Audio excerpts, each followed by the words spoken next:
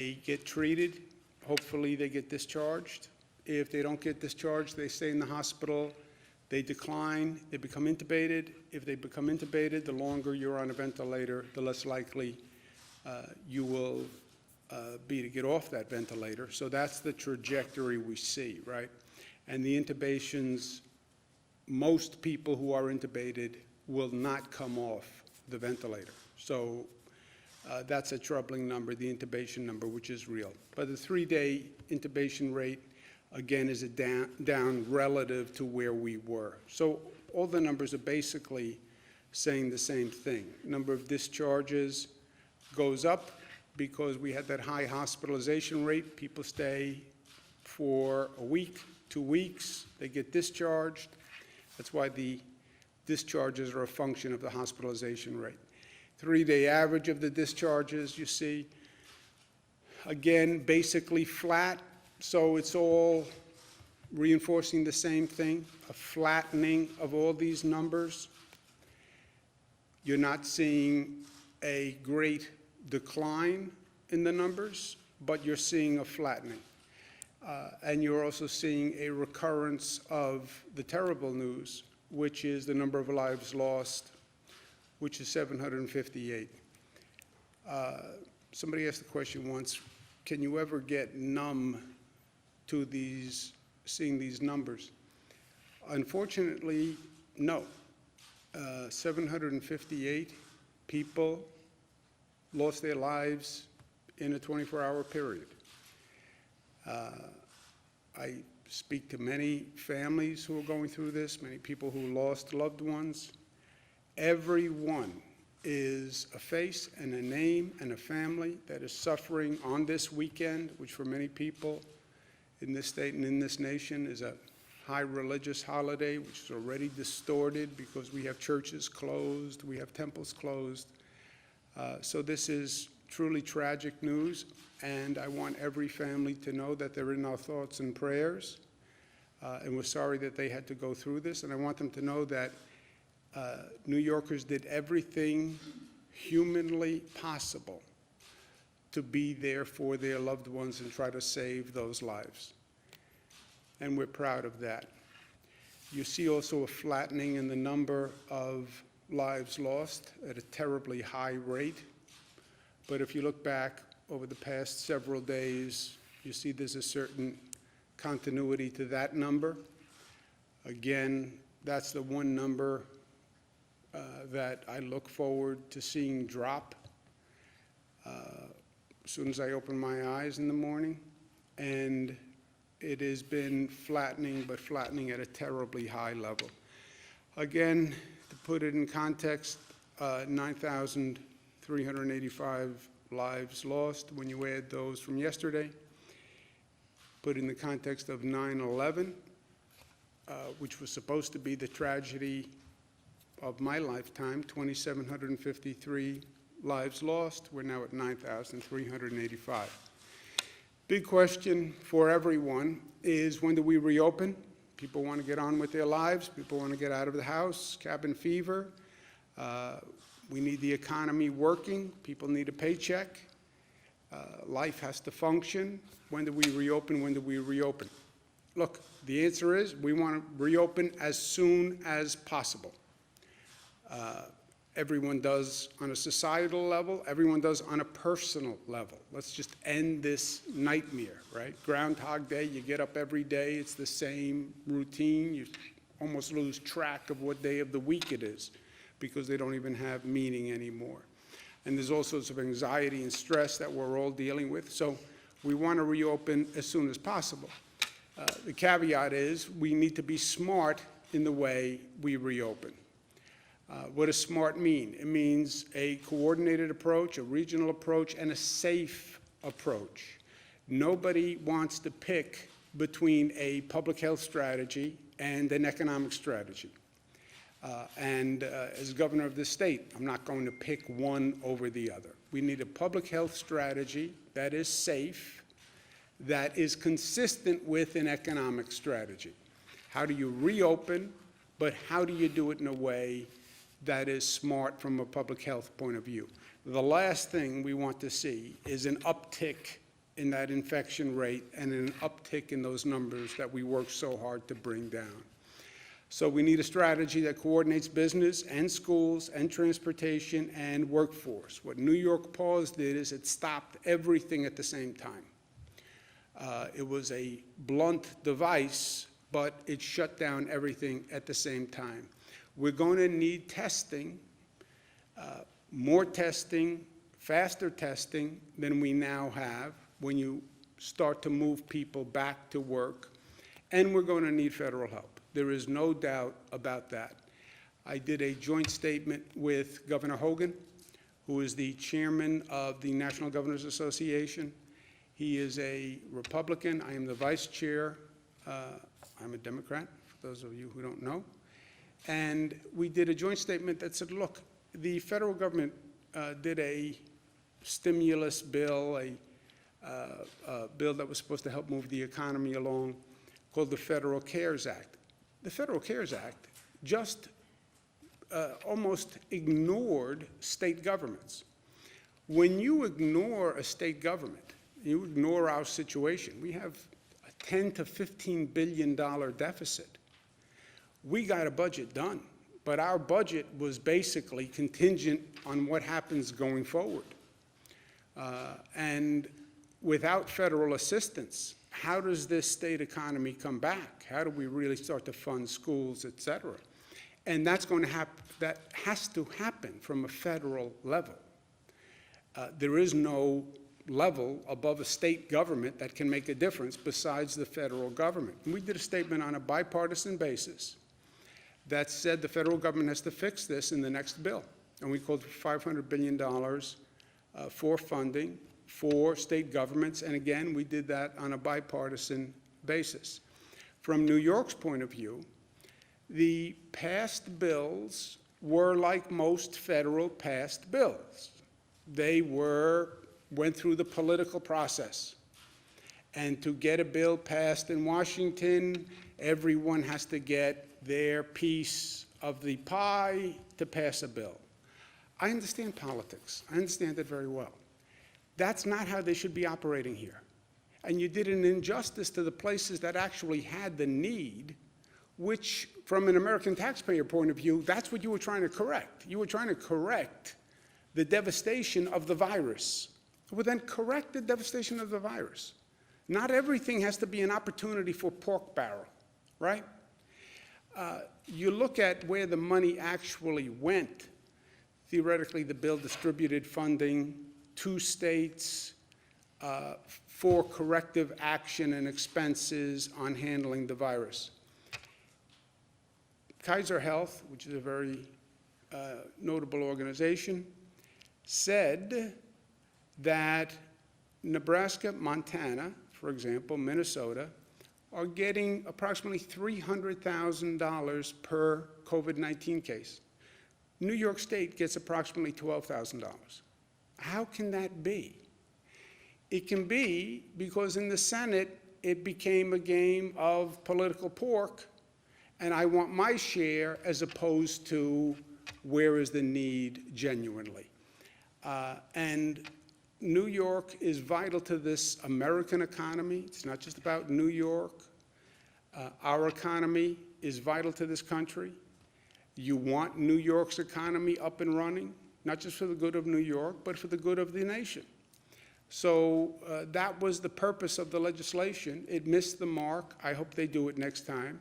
A simple, easy way to help New York is right the wrong that the federal government did when it passed the SALT tax, state and local tax deductibility. That was just a political maneuver in the first place. You're trying to help places that are suffering from the virus? Repeal the SALT tax, which should have never been done, as I said, in the first place.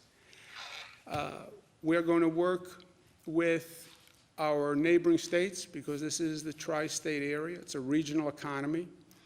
I'm going to be speaking with Governor Murphy and Governor Lamont later today on coming up with a reopening plan that is a public health plan, safeguards public health, but also starts to move us towards economic activation. We'll also do an executive order today which directs employers to provide essential workers with a cloth or surgical face mask to their employees when they are interacting with the public. And they should provide those masks cost-free. New Jersey did a similar order, and I think Governor Murphy was right, and I want to do that here in the state of New York.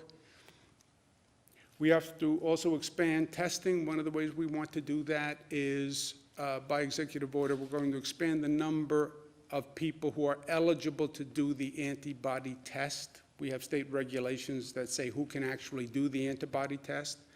There are two tests. One is the diagnostic test, one is the antibody test. The antibody test tells you if the person had the virus and got over the virus. That would be a prime person who could go back to work because they theoretically have an immunity to the virus for a period of time. They're not sure what the period of time is. There aren't a tremendously large number of people with the antibodies, which is good news because we kept down the infection rate. But that is an important test, and we have to get that test to scale, and this executive order will help do that. Happy Easter for all those who are celebrating. Happy spring for those who aren't celebrating. Spring is my favorite season. What spring says to all of us is it's a time of rebirth. That no matter how cold the winter, no matter how barren the landscape got, the earth comes back to life. And it was flat, and it was barren, and it was closed down, and then it comes back to life. And for me, this spring especially, we have been closed down. We have locked the doors. We've isolated. We've hunkered down. We've closed down in a way we've never closed down before. We want to talk about a cold winter where the earth becomes barren. This has been a cold period from a societal point of view. And we've closed down in a way we've never closed down. But we will come back to life, and we will have a rebirth. And that's what spring is all about.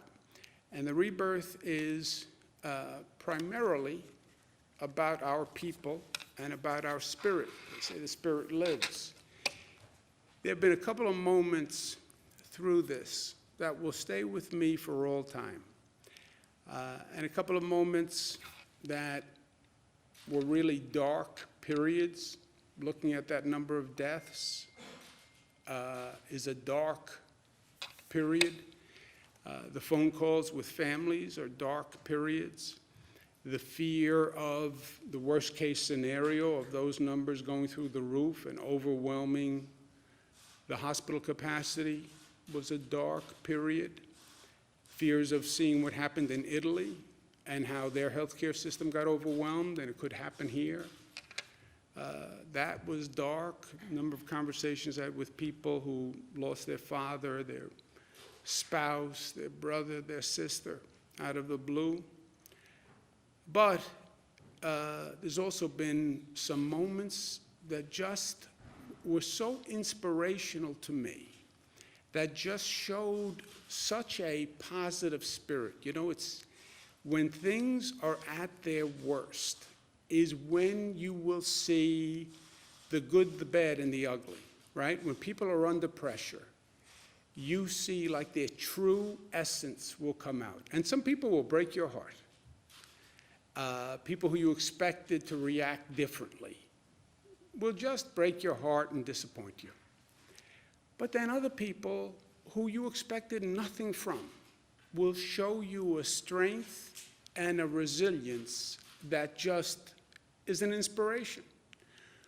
We were going through a period where we were afraid of the hospital capacity peaking, and we needed equipment, and we were focused on ventilators.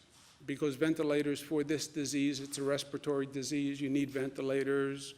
Nobody ever anticipated this kind of situation, so we're in a mad rush for ventilators, and we're shifting ventilators all over the state. And I'm asking hospitals to cooperate with each other and lend each other equipment, including ventilators. And some hospitals were great, and some hospitals were less great, which you expect. But then out of the blue, a phone call came where a nursing home in upstate New York said, we understand downstate may need ventilators. We want to let them borrow 35 ventilators. Unsolicited. They just called and offered the 35 ventilators.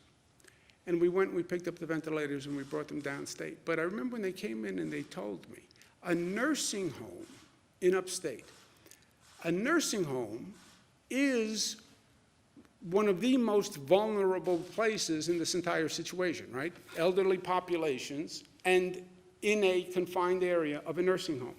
And here a nursing home comes forward and says, we want to lend you 35 ventilators to bring downstate.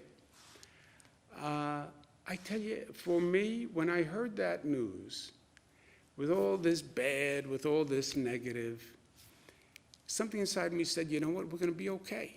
We're going to find our way through this, because there is an inherent goodness in people that will surprise you, and they will rise to the occasion. And at the end of the day, good will win against bad. I believe that. And love will conquer all. So we brought the 35 ventilators back to Pathways, which is a nursing and rehabilitation center. I went by there this morning when they were returning the 35 ventilators, just to say thank you. Thank you on behalf of all the people of the state. Thank you for their generosity. Thank you on behalf of downstate New York. We're in a position now where we're not going to need the ventilators. We're going to be okay equipment-wise, unless things change dramatically. But thank you on behalf of the people of the state, as governor of the state of New York.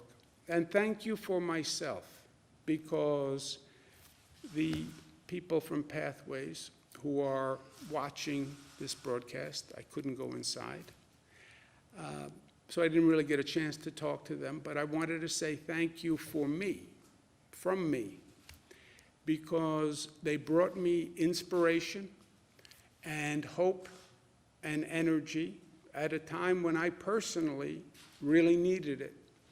And that call and that generosity and that love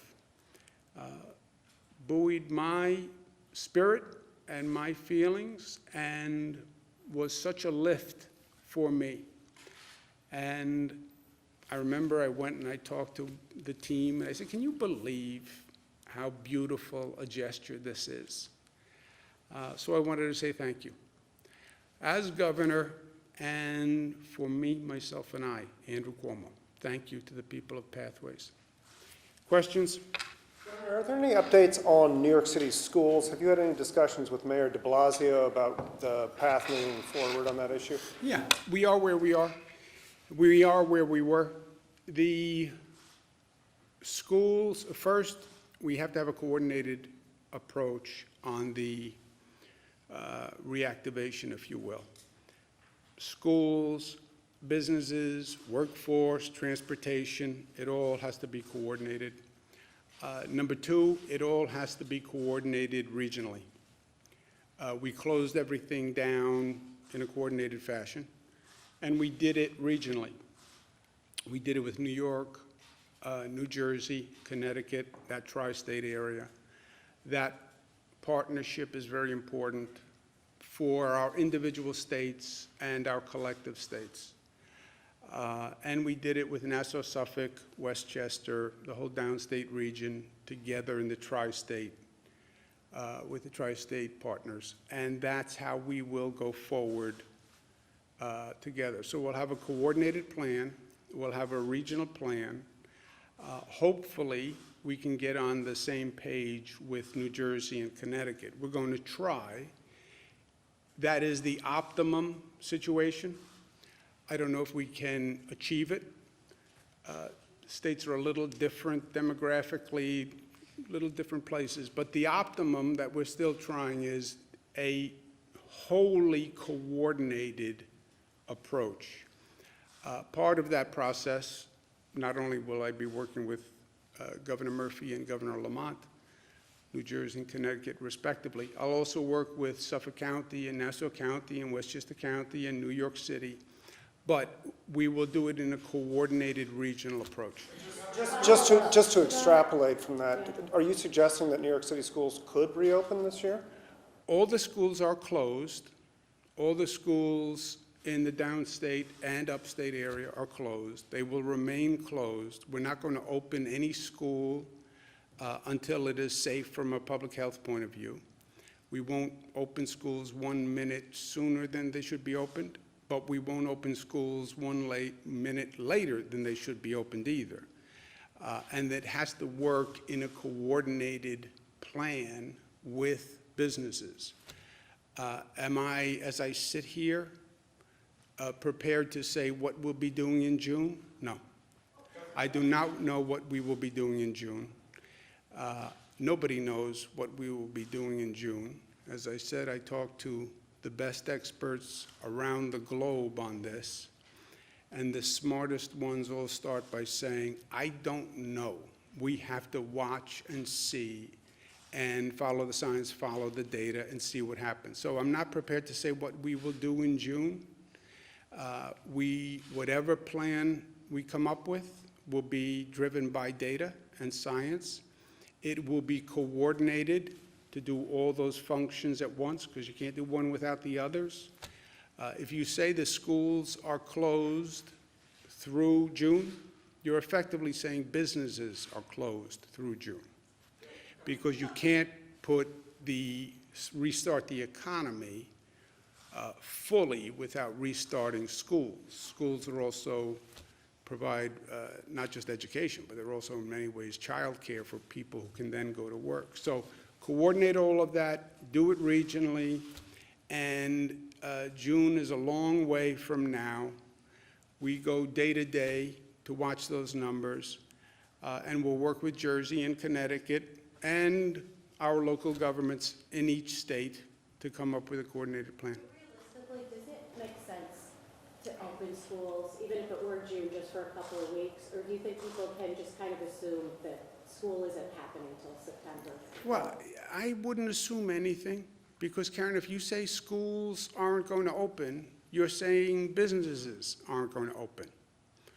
Now, is anyone prepared to sit here today and say businesses are not going to open through June? You know, June is a long way away. I've said from day one, all these predictions, we're going to open businesses in May, we're going to do this in May or this in June. I think that's all premature. I don't think anybody can make an informed decision right now. And look, every informed projection by experts, by the way, has not turned out correct, which is good news, right? Our policies and the social compliance actually changed all the projection models. And those were only 3-4 weeks ago. So, you know, June is a long, long way away. Could you please speak to, it seems like there is a lot of confusion between the conflicting messages from the mayor and yourself over if schools could close. How do you plan on avoiding that type of public confusion when it comes to reopening the state? Look, we have remained remarkably consistent. I've worked hand in glove with the federal government, which has not always been the easiest relationship, right? And I work very, very hard to make sure that relationship works. That is a prime relationship for our state's response. I work with local governments all across the state. Sometimes it's less coordinated than we would like, but you know, that happens when you're dealing with a lot of local governments. But we have to work with New Jersey, Connecticut. Optimum, we come up with one plan for all 3 states. That would be great. If we can't come up with the exact same plan, similar plans because we have a tri-state workforce, right? You have people who live in Westchester who work in Connecticut. You have people who live in Connecticut who work in New York City. You have people who live in New York City who work in New Jersey. This all works as one, or it doesn't work. Transportation works with economic development, works with housing, works with schools, or it doesn't work. You can't have one gear spinning if the other gears aren't spinning. That doesn't work. You can't have New York City work without Nassau, Suffolk, Westchester, Jersey, and Connecticut. About a third of the workforce in New York City comes from outside of New York City or leaves New York City to go work in that area. So it's got to work for the whole region or it doesn't work. Certainly, but how will you respond to localities that might say, we're going to shut down, we're going to continue to shut down, maybe after the state would like them to be shut down? How would you respond to a locality who does that? How are you planning to manage that relationship? Well, look, I work cooperatively with all the local governments, and I hope Nassau, Suffolk, New York City, Westchester, New Jersey, Connecticut, that we can all get on the same page. That's the ideal. But at the end of the day, there's one page, right? There's one page and there's one plan. Hopefully, Suffolk agrees, Nassau agrees, Westchester agrees, New York City agrees, but you do the best you can to come up with mutual agreement. But at the end of the day, you have one plan, and that's the plan you have to go with, right? Out on that, when you say there's one plan, one page, are you talking about your own plan there, Governor? No. Why don't we do this again for you? I know it's Sunday. New Jersey, Connecticut, New York. That's the trick to come up with one page. How do you get 3 states to agree on one plan? And it's hard. Coordination is, coordination's great, but it's difficult. And it requires compromise, but it's also the right way to do it. Look, for each of the 3 states, it's easiest for each state to say, you know what, I'm going to do my own thing.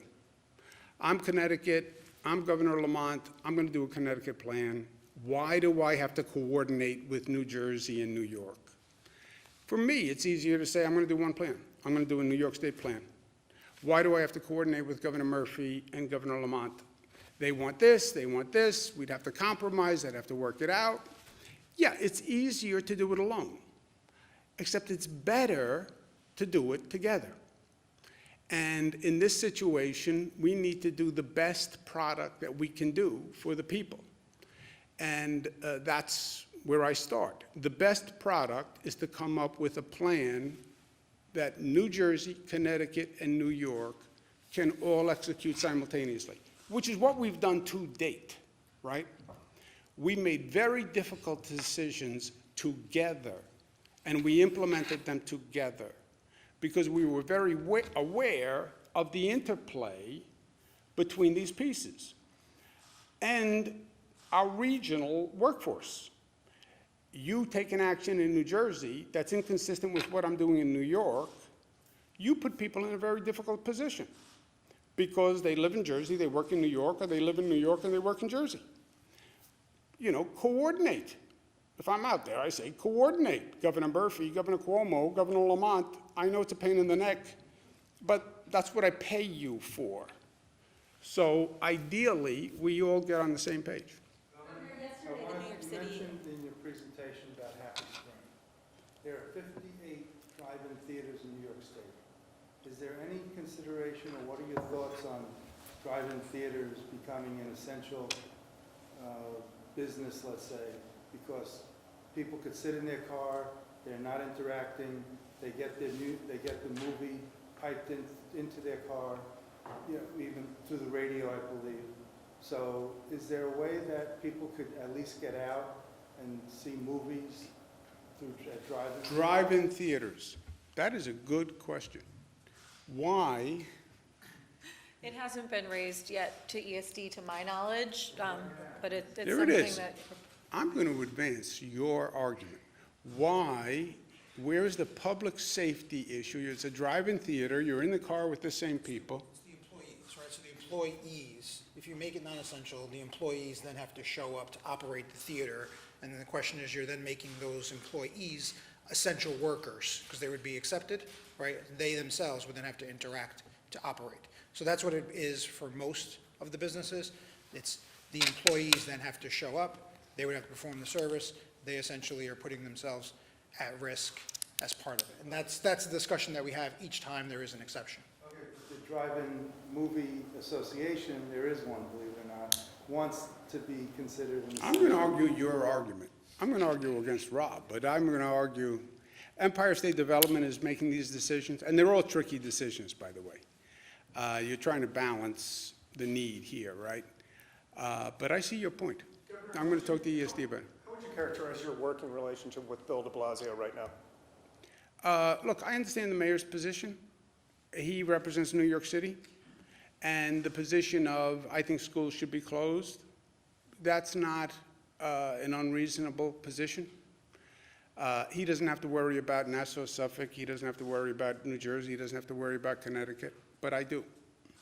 Yesterday, the Do New you York have City a Health Department statewide said approach that. for the homeless problem as it relates to COVID-19? I ask because the Albany County Executive recently said, hey, you can't force homeless people into a shelter, but simultaneously there's a local government directive saying you guys have to enforce social distancing. I feel like it's not likely that a fine for a homeless person is going to be effective. I've worked with the homeless since I was in my 20s. You're right, a fine for the homeless is not going to be effective. You can't force a homeless person into a shelter unless there's endangering their own lives or endangering others. But leaving that aside, the shelters do have to operate under those guidelines, however. And whatever facility is operating by the local government has to adhere to those guidelines. Go, Josepha. The New York City Health Department yesterday said that they're running out of the swabs to do the COVID test. Have they been in contact with you, or does the state have a surplus or reserve? Of the swab? testing swabs, I have not heard that. Have you We heard? haven't received that, but we'll check after today and see if they've gotten in touch with us. As part of the executive order, is the state going to be issuing masks for some public sector employers? Yes. You want to speak to that, Melissa? Yes, so what we're saying is you're an essential worker, you should be protected, you shouldn't have to go out and put yourself in unnecessary danger and continue the spread of the virus. And so we're putting it on the employers, so if you're a state employee and you're an essential servant who is interacting with the public in some capacity, yes, it's on the state to provide that mask. Are there any updates on the treatments, the hydro treatments with Zithromax? Has that shown any additional positive? Hydrochloroquine? Yeah, with, We have done, there is probably about 2,000 patients who are being treated with hydrochloroquine. I don't know if it's with the Zithromax or not, through hospitals. I believe there's actually a federal trial on it. But we were supplied the drug. We left it to the hospitals and the doctors because they have to do the administration of it. But I don't think there's any results yet to speak of. It's been about, I'd say, a week, 10 days, something like that, that patients have been getting it. I don't know what the period is where it would kick in, but I assume that we'll be getting data soon. And look, on the hydrochloroquine, two things. I, like the president, hope it works. I don't know if it works, I'm not a doctor, but everybody hopes something works, right? I think it would be unnatural not to hope that it works. We're 100% pushing every kind of drug therapy, every company, every research. Brookhaven Lab is open 7 days a week, 24 hours a day, with all sorts of research going on. We're praying for something to work. I don't have the data yet, though. Last question, guys. you said there was some, The federal prison Sorry, bureau. excuse me one second. you said there was some About April 20th, we think we're going to have results. There was some anecdotal evidence, though, of Yeah. positive results. Yes. Is that continuing?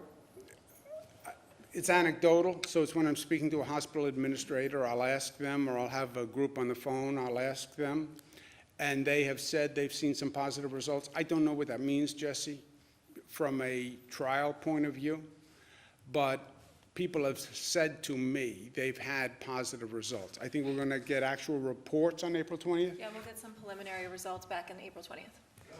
Federal Prison Bureau has, By task force that hospitals are going to be coming off the crisis PPE rationing guidelines from your office? That's a very specific question. Has who been, say that The New again? York State Nurses Association, they're Has telling, NISNA, been told by the supply task force that hospitals are going to be given the directive to come off the PPE rationing. has NISNA been told by the supply task force that they're coming off the CDC crisis guidelines? So as all of PPE? you have reported at various points, there's been something of a disconnect between the hospitals and the nurses on the front lines. The hospitals repeatedly say, we have what we need, or when they don't, they come to us, we make sure they get it from the stockpile, or New York City provides from their stockpile. Then we hear anecdotally from NISNA, Pat Kane, the nurses, that the people on the front lines are operating under the crisis conservation guidelines put out by the CDC, which is if you are running on a shortage and you don't anticipate you're necessarily going to have additional coming in, you wear masks for days at a time, you wear gowns for a full shift instead of changing between patients. And so earlier on, that was something that was very real because we had a shortage. At this point in the process, we have been relieved of that shortage and we've got what we believe that we should have, and the hospitals say that too. So as we hear anecdotal evidence from NISNA on specific hospitals, what we've now done is gone to them and say, we want you to report to us. Are you operating under the crisis conservation guidelines, or are you operating under normal guidelines? And if it's the crisis conservation guidelines, why? Is it because you don't have the proper supply? Do you need us to help you backfill? Where are you ordering from to solve that? Because we want to make sure that the nurses on the front line have what they need to stay safe. Governor, the Federal Prison Bureau is identifying how, Very impressive answer. which, Impressive question. Governor, the Federal Prison Bureau is reporting which facilities have how many coronavirus cases and the deaths at those facilities. Do you think the state prison system should do the same? I think it's a good idea. I don't know how practical it is, but I think it's a good idea. Governor, you've spoken about a second wave on this. There's a lot of concern in some rural areas, places like Genesee County, St. Lawrence County, that they're beginning to see cases, an uptick in places like that. What sort of efforts are you guys going to make to get out to those more remote spots where testing might not be as widespread and where cases might rise? Well, look, I think you're going to see, we watch very carefully movement of the virus. We were watching movement towards Long Island, which has abated somewhat. We're watching movement towards nursing homes. If you look at the number of deaths, you'll see movement, an increase in nursing homes, which in many ways was inevitable because that's always where the vulnerable population has been, and then they're congregated, obviously, in one facility. So we watch the movement geographically or demographically. We have not seen a significant uptick. We see little clusters pop up, and then we jump on the clusters when they pop up, additional testing, resources, et cetera. When we talk about that surge and flex, you know, it works both ways. It was downstate. We're now stabilized on the imminent threat to the capacity of the healthcare system. So we have a little breathing room in terms of capacity and equipment, and wherever we see a pop-up, we jump on that immediately. I think you will see more growth in less populated places. The virus first hits in the most dense locations, right? Why New York City? It is one of the densest places in the country. Just in terms of concentration of people in a small area of space, right? Los Angeles, but Los Angeles is like half the population on like 1.5 times the geographic footprint. It's the density in New York City. Everybody going into the transportation system, walking down a block in New York City, you can't do that in social distance. It's practically impossible if everything was open. So that was the first wave, if you will. I think you're going to see that move, and there'll be more growth in more suburban communities, rural communities, especially in what they call these super spreader situations, which we learned in New Rochelle. New Rochelle in Westchester had the highest cluster. Why? It's in Westchester, it's a suburban community. You don't have that density that you have in urban areas. One person going to a gathering with 300 people. That's why the gatherings, canceling St. Patrick's Day, which I took a lot of grief on, was so right in retrospect. One gathering, I mean, a lot of people can get infected. And that can happen in any suburban community, any rural community. So whenever we see it, we will be there. We will be there. Thanks, guys. Talk about the tri-state area. Why do you leave out Rockland and Orange County since they border New Jersey? And why only New Jersey and Connecticut? Why not Pennsylvania, Ohio, Massachusetts, Vermont, and Rhode Island? Not that ambitious. That's too many pieces to coordinate for me. That's too many pieces of the puzzle. It's not the, when I talk tri-state area, what we did on the close down was the entirety of the state of New York, the entirety of the state of Connecticut, the entirety of the state of New Jersey. We are also going to work with Pennsylvania. Pennsylvania was very involved in us with a marijuana regional pact. But obviously, there's less interaction on a day-to-day basis with Pennsylvania than those other two states. So it will be a statewide plan for all of New York, all of New Jersey, all of Connecticut. That is the optimum. I'm not promising that. We're going to try to get all three states on the same page. Now, I'm sure if we do that, not every local government in New Jersey, not every local government in Connecticut, not every local government in New York is going to agree with every aspect of the plan. By the way, they didn't all agree with every aspect of the close down. I mean, I had a lot of school districts unhappy with the close down decision. But you do the best you can to come up with mutuality, but at one point you can't make everybody happy with every decision. Well, why do you leave out Rockland and Orange? No, Rockland and Orange are in this state. So it's going to be the whole state. Did you say Nassau, Suffolk, Westchester, Well, that is the, then you leave that and you don't. well, there is more commutation from Westchester and Nassau, Suffolk, just in terms of numbers. But Rockland, Orange, certainly. But it'll be the entire state. It's not just Rockland, Orange. It's going to be upstate New York, mid-Hudson, it's the whole thing. Problem with the way the county executives of those two counties feel towards your plan or anything like that? Yes, but the close-down plan was a statewide plan. It was every school district in the state. So every school district had an opinion, right? Many of them were against it. Every county executive had an opinion. Many of the county executives didn't agree. And I'm sure there'll be county executives that don't agree with this plan. If everybody agreed with it, something would probably be wrong. Happy Easter to everybody. We're always 10 steps ahead of everyone else, right? God forbid, what's the plan if we contract coronavirus? How do you keep leading New York State? Can you say that? What happens So, if I get coronavirus? Yeah, what's your plan? My plan is to do this from home. Happy Easter.